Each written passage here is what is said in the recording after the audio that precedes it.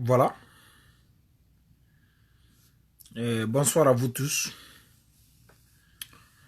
Euh, J'espère que vous allez bien et que vous avez passé une très bonne journée.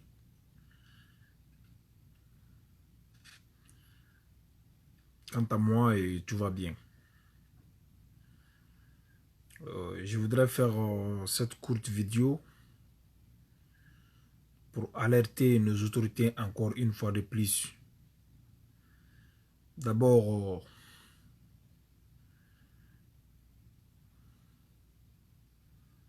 je, je remercie les autorités politiques pour ces premières décisions prises, même si elles sont tardives.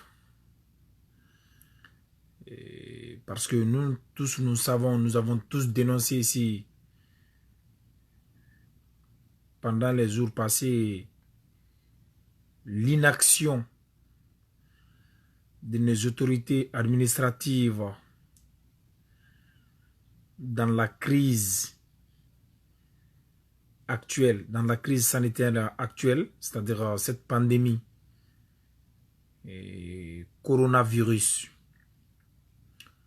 Parce que d'abord, ce qu'il faut reconnaître est qu'il y a eu une irresponsabilité totale, une négligence totale de nos autorités politiques face à cette pandémie.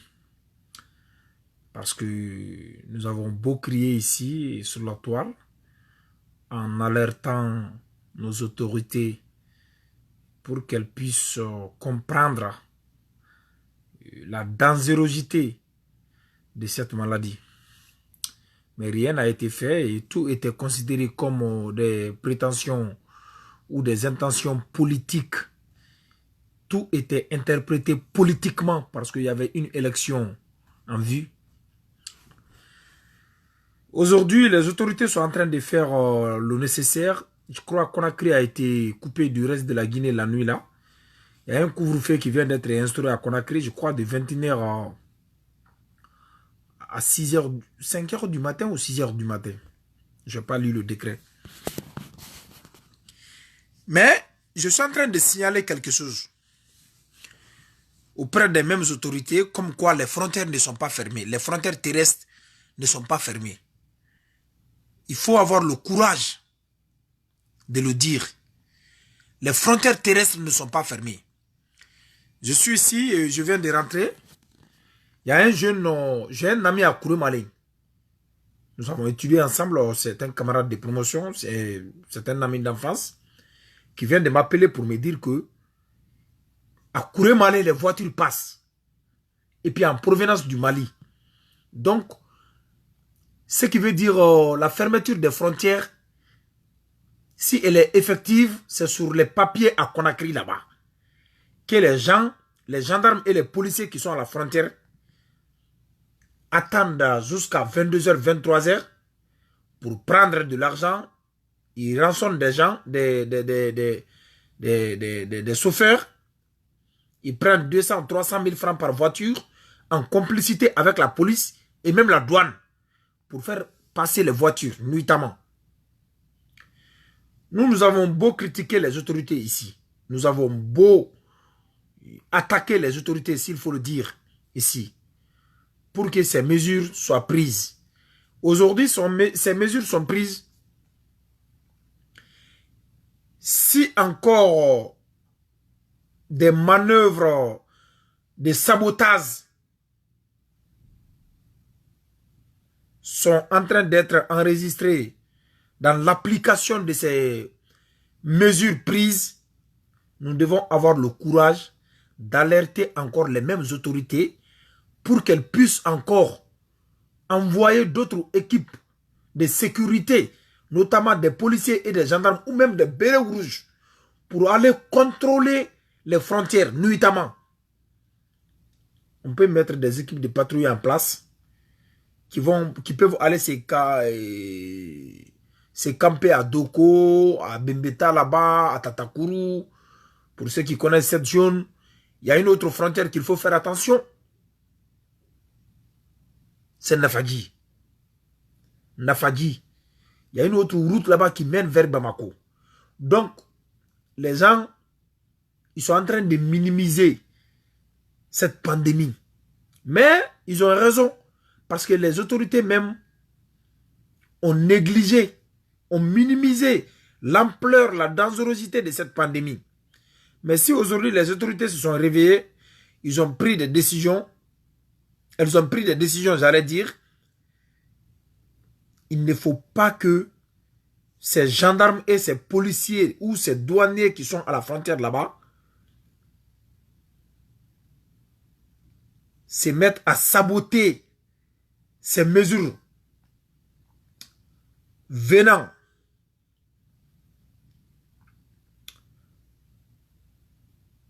du pouvoir central, des autorités politiques et administratives du pays. Donc, à vous encore, monsieur le gouverneur de Kankan, à vous encore, monsieur les préfets des préfectures concernées, je veux dire, par exemple, Mandiana aussi fait partie, parce qu'il y a une frontière de Mandiana aussi qui mène au Mali, et il y a une autre frontière à Mandiana qui mène vers la Côte d'Ivoire. C'est des gens, ce n'est pas les citoyens, mais ce sont des policiers et des gendarmes qui sont là-bas, qui sont dans ces business-là. Et ce n'est pas leur premier essai. Ils sont toujours comme ça. Même je crois que c'était par rapport à quoi encore les frontières ont été fermées. Et pourtant, eux, ils sont en train de laisser les gens qui quittent le Mali pour venir en Guinée. Mais tous ceux qui quittent la Guinée pour aller vers le Mali, il n'y a pas de route. C'est-à-dire, les Maliens, eux, c'est strict.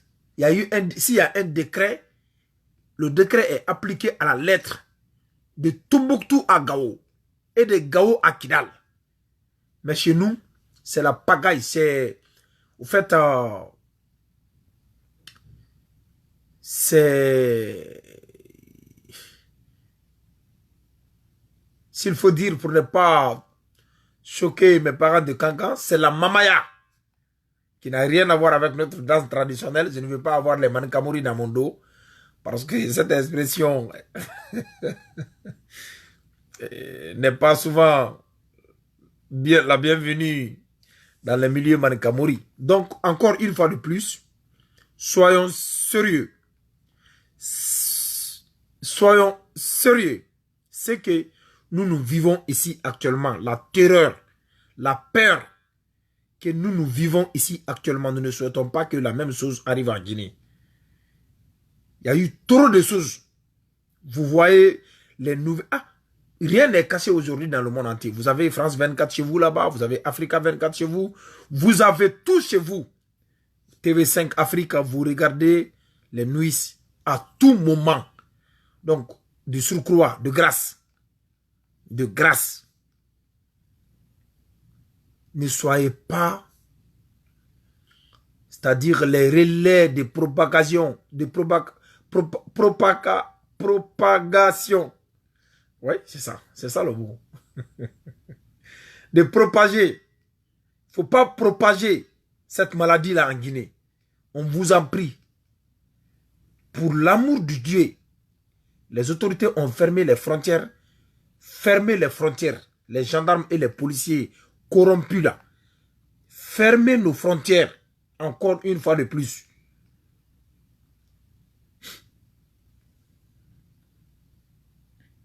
D'accord, j'ai bien compris. Donc, c'est ce que j'avais à dire. Monsieur le procureur, vous êtes en retard. J'ai déjà dit l'essentiel. Vous allez écouter la rediffusion dans 1 heure de temps. Donc, je vais devoir vous laisser. Il y a Galbi Fantasano. Ok. Merci beaucoup à tout le monde. Bonne nuit.